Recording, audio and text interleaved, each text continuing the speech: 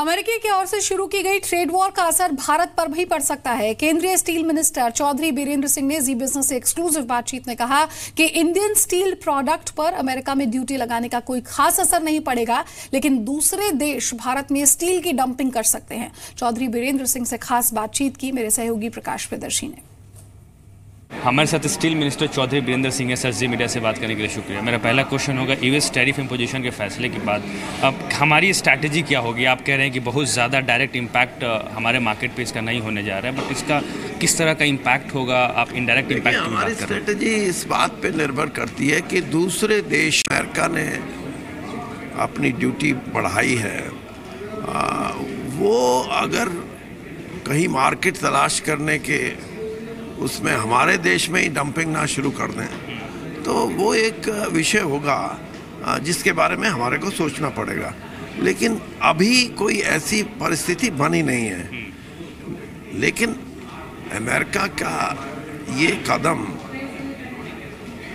World trade को तो कहीं ना कहीं थोड़ा कहीं ज़्यादा अफेक्ट करेगा। डोमेस्टिक प्रोडक्शन की जहाँ तक बात करें, क्योंकि काफ़ी एम्बिशियस टारगेट गवर्नमेंट ने रखा है 2030 तक। आपने कहा 10 लाख करोड़ रुपए के निवेश की ज़रूरत होगी उस टारगेट को पूरा करने के लिए। जब माहौल इस तरीके के होंगे जहाँ पे प्रोडक्शन इम्पैक्ट होगा, तो फिर उसकी स्ट्रैटेजी कैसे बनेगी? दो चीज़ें आप याद रखें, हमारे देश में कंजम्पशन लेवल जो है वो मेरे अपने आंकलन से 5 से 8% के बीच में पिछले 4 सालों में भी बढ़ा है और आगे भी बढ़ेगा।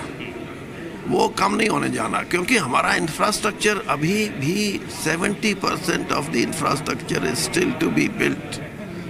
तो ये इतना आसान काम नहीं है, और उसमें स्टील की कंजम्पशन का जो पोर्शन होता है, हिस्सा होता है, वो बहुत बड़ा होता है। और दूसरा ये भी है कि जो हमारे मुल्क दूसरे पड़ोसी देश हैं, उनको भी स्टील की ज़रूरत अगले 50 साल तक पड़ती रहेगी। अगर इंडिया में प्रोडक्शन अच्छी होती है तो इंडिया उनके लिए बेस्ट मार्केट है, और हमारे लिए इसलिए बेस्ट है कि छोटे डिस्टेंस पे जब हम सप्लाई करेंगे तो हम कम्पिटिटिव भी होंगे। तो क्या उनके साथ कुछ बातचीत की प्रक्रिया को शुरू की गई है? वो तो डिमांड की बात है। अब जैसे ईरान ने हमसे बात किया, कुछ और देश हैं जो हमसे चाहेंगे कि वहाँ से इम्पोर्ट करें,